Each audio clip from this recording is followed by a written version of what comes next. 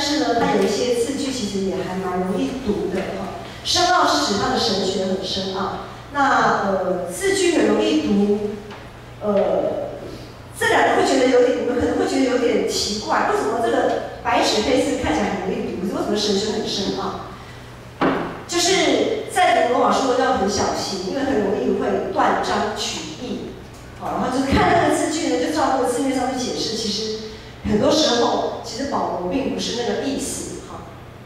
好，保罗写罗马书给罗马地区的众教会，其实他是为了要处理其中一个问题，就是当时的教会内部有产生信仰上的分歧，他们照着他们的信仰做了一些解释，但是这些解释都不一样。那我们先了解一下，之前牧师应该也有提过，当时候就是新约时代，那个时候初代教会里面大概有3种人，罗马教会里面，第一种人呢就是犹太人，犹太人就是从旧约时代，他们就是从亚伯拉罕，他们血统上是亚伯拉罕的后裔，一直流传下来的，持守传统的犹太人。另外一种人呢，就是这一群犹太人里面，后来耶稣基督来了嘛，然后他们就有一群犹太人，其中有一部分的犹太人就跟随了耶稣，他们成为基督徒。那在那个时候，或在这个时候，我们叫做犹太基督徒。好，那另外还有第3种人，原则上是这3种人。另外还有一种就是像我们现在的，我们也没有什么犹太血统，所以我们不是犹太人，我们是犹太基督徒，我们就是怎样？我们就是基督徒，或者在圣经上来讲叫做外邦基督徒。我们在神学上的称呼叫做外邦基督徒。那今天呢，这3种人在罗马地区的教会产生了一些对立，想法上的一些对立，意见上的对立。那保罗就是要来解决、化解这个状况的。所以呢，在化解这个状况，那我们就要先把时间拉回旧约时代，我们先来理解犹太人他们的想法。这些犹太人，他们当初在旧约的时候，国家灭亡嘛，然后他们一群被掳归回的人，然后他们就发现他们之所以国家会灭亡，就是他们没有遵行上帝颁布的律例典章。于是呢，有一群犹太人，他们开始紧紧抓住那个律法。简单来讲，他们就是把上帝所颁布的诫命律举得很高举上帝所颁布的诫命律没什么不好啊。问题就在于说，在这么长的时间里面，他们是用自己的想法来解释这个法律，解释上帝的诫命律，以至于他们就变成了自以为意的犹太人。问题就出在这里。问题他们不是用上帝的眼光跟心意来解释律法，他们是用自己的心意、自己的好恶来解释律法，然后要让大家来遵守，要让全部的犹太人来遵守。好，他们这样遵守，这是一个过程，一个历史上的过程。然后除此之外，他们还盼望弥赛亚的降临，因为他们那个时候失去国家了，被掳归回之后，他们是在罗马。在耶稣那个时代，他们是被罗马帝国的统治，他们非常想要自己重新有一个自己独立的国家，所以他们盼望，因为那是在旧约时代有先知的预言，说必有弥赛亚一个救赎主会带领他们，好，意思是说他会成立一个新的王国这样子，好，所以他们就非常的期待。果不其然，他们所期待的弥赛亚果然出现了，就是我们在未来这几天，我们开始12月份会进入代降节嘛，然后耶稣基督的降生这样子。问题是，耶稣的降生他降生在马槽，他的身世非常的不堪，非常的就是贫穷，然后他的一些作为啊，他的一些理念啊，完全颠覆犹太人从一直以来的他们的传统跟思想，因为他们期待的是一个君王啊，期待的是一个可以让他们独立建国、革命的君王。怎么会是像耶稣这种形象呢？而且耶稣又不太守他们的传统、律法的传统，因为他们的律法是以自己为中心的律法，耶稣是颠覆他们的一些传统。那这样子的一个当然不被那些我们讲说基本教义派的犹太人所接受。问题是，也有一部分的犹太人，他们认为耶稣基督他所传讲的，他的所作所为是非常值得他们去追寻的。尼哥底母就是其中一个，就是他们就去追寻了耶稣基督，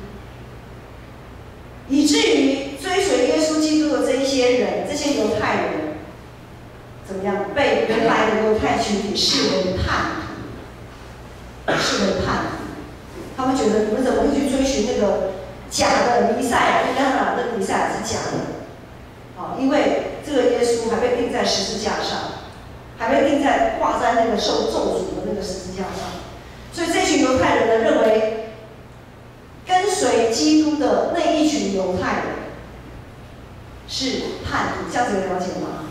他们的背景，犹太人是非常高举自己的，但是呢，这群后来跟随基督的犹太人被原来的这个群体视为叛徒。本来是同根生的犹太人，本来他们的信仰都是在同一个脉络底下下来的，可是却在耶稣基督里一分为二，一分为二。圣经上有说，耶稣基督是一块会让人绊倒人的石头。耶稣有说，如果不因为我们跌倒了，那人是有福的。果然，有人被绊倒了。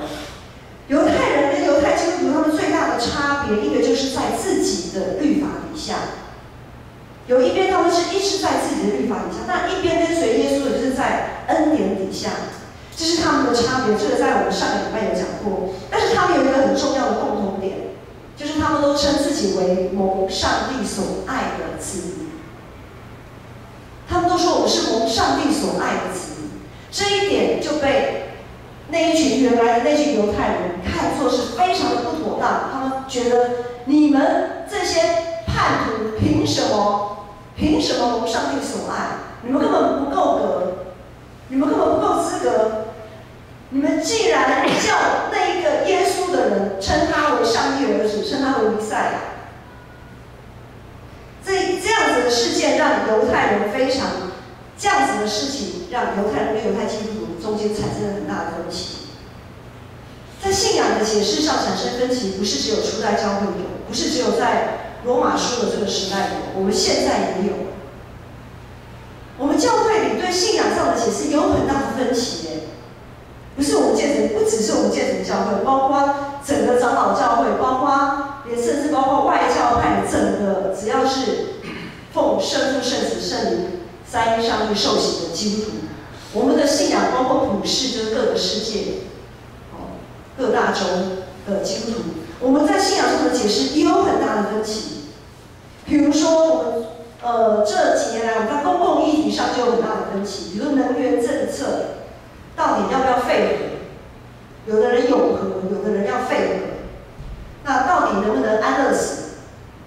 有人觉得人的尊严 OK 啊，可是有的人觉得我们的一生都在上帝的时候，你当然不行啊。同样是基督徒哦，我现在讲的是同样信仰的哦。没有，不是基督徒，我们不管，我们现在就管我们的信仰群体。信仰群体对这些也都有非常大的分歧，非常不同的解释。还有同性恋的问题也是一样。不管是怎么样的公共议题，在同样的一个信仰群体里面产生分歧也就罢了，不只是产生分歧，还产生互相批评、互相对立，好像不是你死就是我活。都要以我的为准，以我的为准。当我们用律法，就是用自以为义的角度来判断一些事情的时候，没有错。我们每一个人都有不同的背景、不同的专业领域，不同的成长不同的过程，这样子。我们对某一些事物，我们都有不同的判断。比如说，以安乐死来讲，最近就是傅达仁的儿子。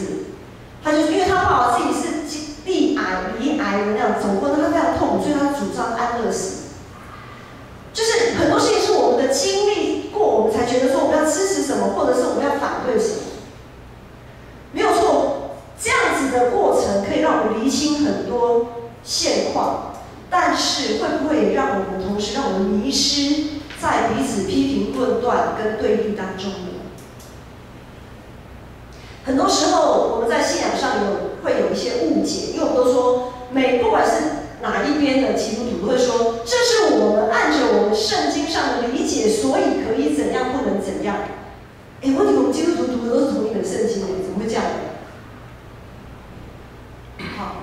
好，然后呢，很多事情当然，事情没有发生到自己身上，我们都可以好像事不关己，我们好像可以比较客观来看两造。可是当发生在自己身上的时候，就不是这么一回事了，对不对？那么就可能会有一种情况出现，可能我们一开始已经选边站了，我就是要站这边，然后另外一群人我就是要站 no， 一边是 yes， 一边是 no。站好哦，大家壁垒分明站好了。可是呢，在这个时间在往后流逝的过程当中，可能我们太早去下论断的结果，就是当我们有一天发现我们的判断或者是我们的想法是错误的时候。怎么办？当我们发现自己是错误的时候怎么办？会怎么办？承认错误，那还蛮不错的。很多人脸皮很薄我当初已经站在这边了，今天如果我要承认错误，我跨到这边去的时候，会被这群人怎么讲？你那个你当初不是讲的脸红鼻子粗的，讲的好像义正言辞，你今天怎么跑到干嘛？跑到敌人阵营去了吗？就好像那些犹太基督徒他们跑到基督的阵营里面去，被原来的这群犹太人排挤、厌恶，真的不那么容易。很多时候，当我们发现站不住脚的时候，我们为了保全自己的面子，很多人像李翔这样讲的，真是 OK 很棒。在耶稣基督里可以完全的释放和自由。但是很多人会为了保全自己的理智、保全自己的面子，会拒绝放弃原本坚持的立场，因为很怕被原来的人排挤，很怕面子挂不住，也很怕背起自己的十架。因为你要寻求别人的理解，比如说你当初是站在这边的，你今天很大的勇气，你跨到这一边来了，这一边的人会不会怎么说你？你当初把我们骂得跟条狗一样。因为保罗也是这样子的经历保罗当初他没有跟复活的基督相遇的时候，他是怎么样摧残基督徒的，对不对？当他要成为一个使徒，有多少人其实，在教会的群体，很多人不太相信他一开始的时候，就觉得你这个人到底是玩真的还玩假？真的不容易。当我们背起自己的十字架，要去走向一个和平、走向一个理解的那个道路，真的是不容易。十字架在某个程度上真的不好背。耶稣会背起十字架，就是要来促进，他就成为和平之子，让我们跟上帝的关系重新和好。也透过这样子，我们彼此之间，人跟人彼此的之间的关系也可以和好。那今天我们是不是愿意为了我们曾经反对的那个立场，我们愿意去跟他们和好，寻求谅解呢？如果我们一直高举自己的律法，自己所定义的那个律法高举到一个程度，将对立升高到一个程度，不是你死就是我亡这样的程度，那结果呢？其实没有什么结果，结果就是这个样子，各自表述，各说各话，然后两个群体就再也老死不相往来。没有结果，没有下文，结果就是不断冲突升高而已，还有什么？还能有什么好结果？对于这样子的未来，我们真的是无能为力。香港就是一个很好的例子。香港以目前的现况，就是中国政权他们不愿意聆听人民的声音当然，不一定说我100%都要听今天的麦克风。当然不是，后面听得到吗？听得到 OK 了哈。当然不是说我们一定要政府就一定要听人民的，或是人民一定要听政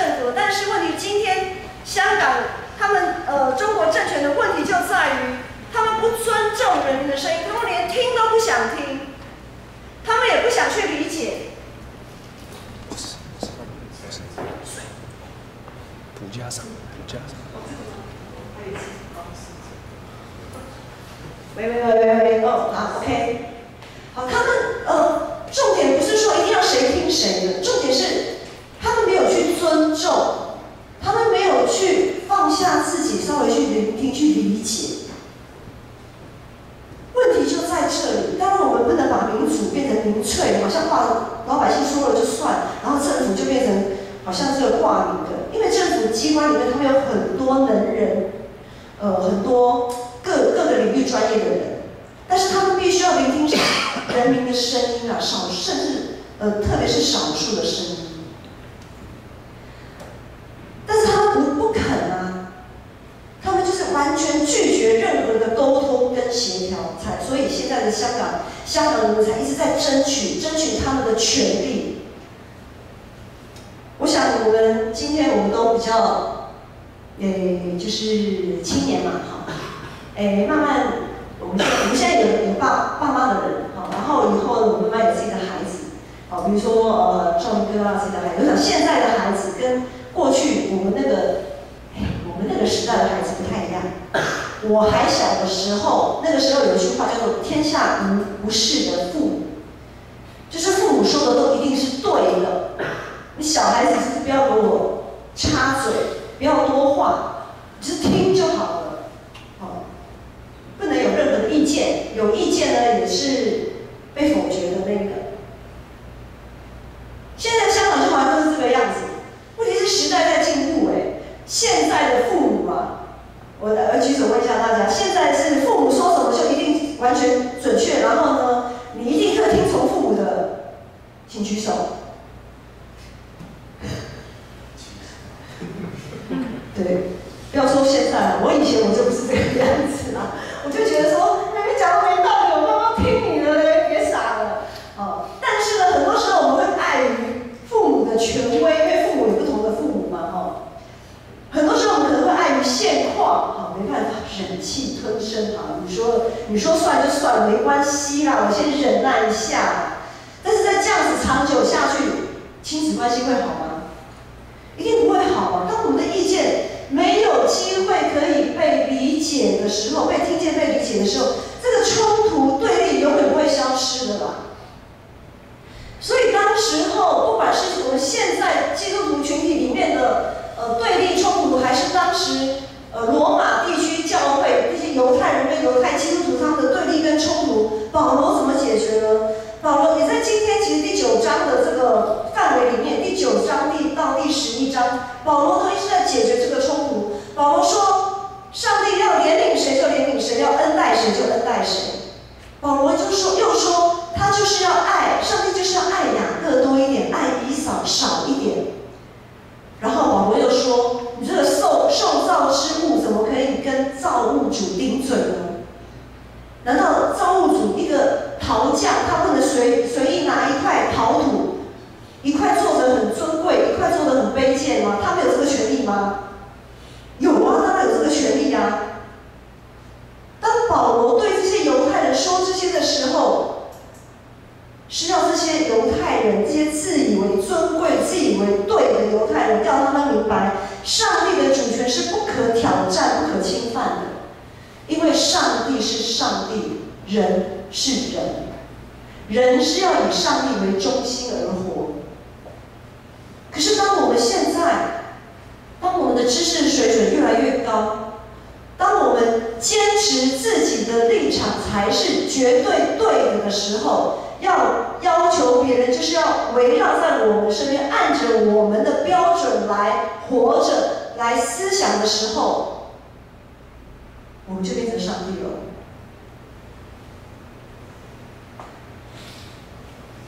我们要认清，我们只不过是个有限的人啊，我们是个有限的人，是我们要去以上帝为中心而来活，不是以任何某一个人为中心来活。但是感谢主，也因为上帝的全能，人类才有被更新、被重新开机的机会。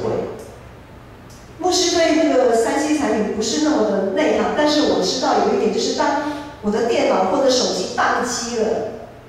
或者是它都不理我的时候，它的不晓得它里面怎么跑，程式怎么跑错误，它不理我的时候，我唯一可以做的一件事就是关机重来。电脑自己会关机吗？不会啊。只有使用它的人才能给它关机嘛。所以今天我们的生命如果出了什么状况，谁能帮我们关机重来？就是上帝啊，造我们的上帝才能帮我们关机，重新开机。所以就在今天的经文里面，保罗继续对这群犹太人说：倘若上帝22节，我们请Kevin 放到那个经文那边，22节到24节，这里说。倘若上帝要显明他的愤怒，彰显他的全能，就多多忍耐宽容那可怒，并预备遭毁灭的器皿，又要将他丰盛的荣耀彰显在那蒙怜悯并早预备好得荣耀的器皿上。这器皿就是我们被上帝所招的，不但是从犹太人中，也从外邦人中。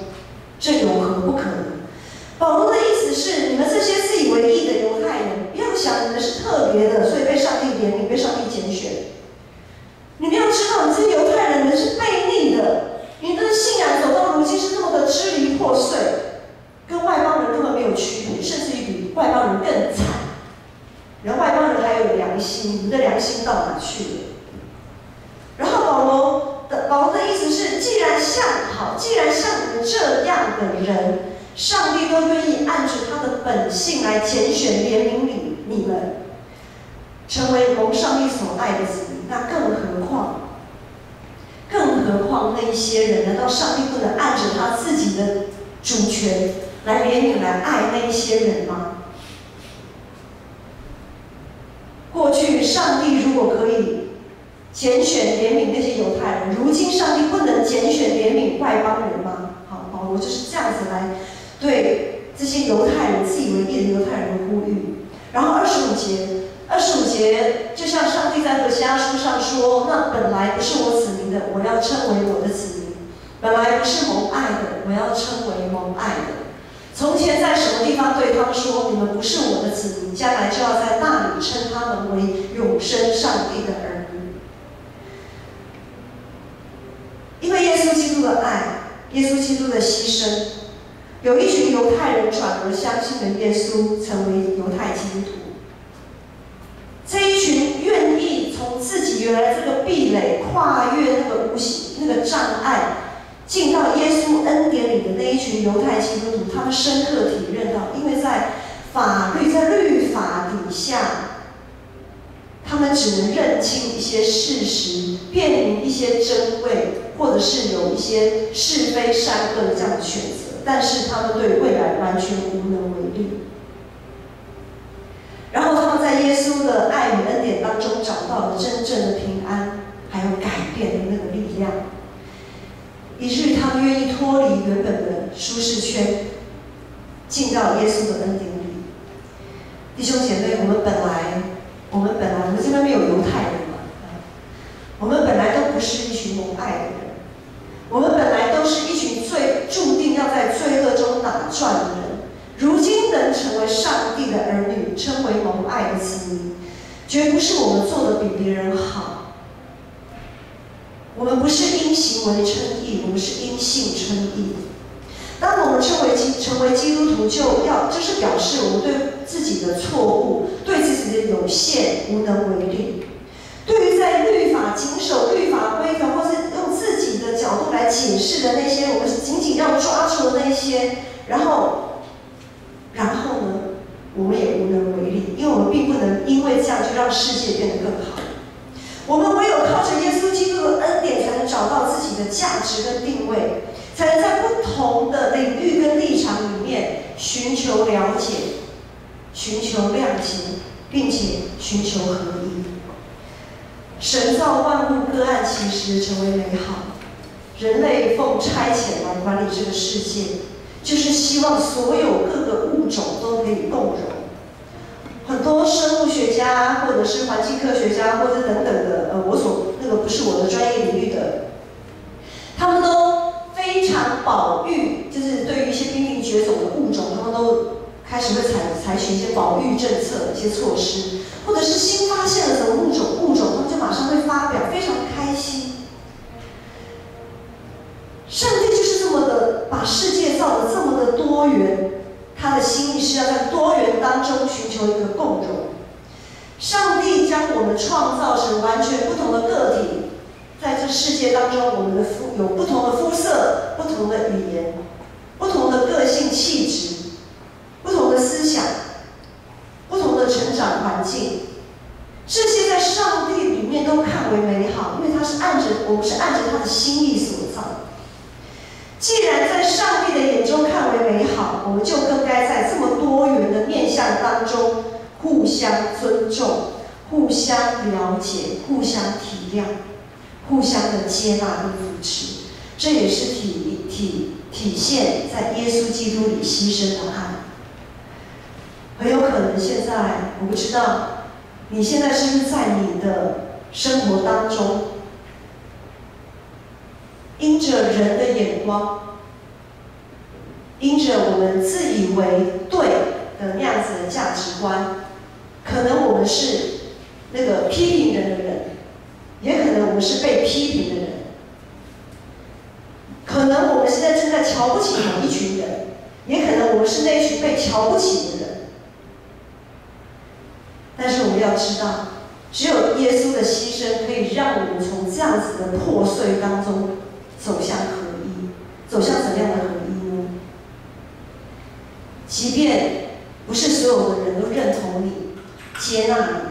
但是上帝一定懂你，上帝一定接纳你。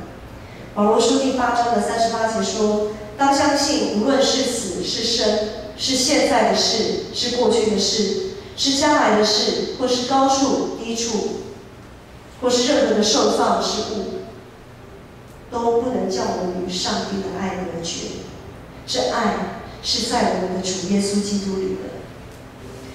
下礼拜是感恩节主日，刚才我们思会赵明执事有报告，我们下个礼拜也会跟我们过去2年一样，我们会有一个感恩的上行之旅。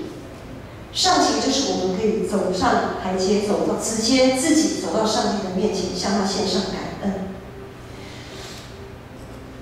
恩典到底是什么？可能有人说是健康，有人说是平安，有的人说是富足，这是外表我们可以看到的。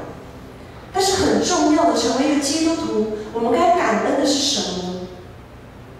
就是经历一次又一次，当我们在被瞧不起的、被人论断，在一个最终打转的那样子的一个深渊里面，我们可以被耶稣的爱接纳，被他救赎。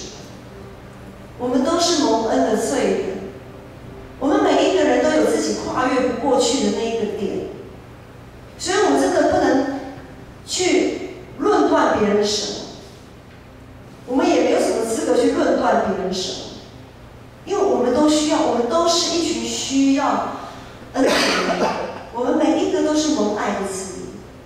我们的恩典应该是更深的，在我们的生命当中重新被上帝接纳，从失败的地方再站起来，从破碎的关系当中可以彼此的了解、谅解，进而和好。这样子的恩典比外表看到的更大。未来在这个礼拜，牧师希望大家都可以好好的思想，好好的数算这1年来上帝放在我们生命里面的恩典是什么？不只是外在的，更重要的是我们内心里面的。上帝说：“那不是蒙爱的，那本来不是我的子民，我要称为我的子民；本来不是蒙爱的，我要称为蒙爱的。”在过去，无论我们用怎样的律法的眼光来看待别人，或是怎样被看待，无论我们怎样去批评论断过别人，或是我们是被那批评论断被排挤的，在耶稣基督的恩典里面，我们每一个人啊，每一个人，因为耶稣是为每一个人牺牲的，我们每一个人在耶稣基督里，我们都被称为永生上帝的儿女，是蒙他所爱的子民。何等大的恩典！我们的主让我们的生命有光彩，我们的主让我们可以重新来过，我们的主是我们的荣耀。我们一起起立唱这首诗歌。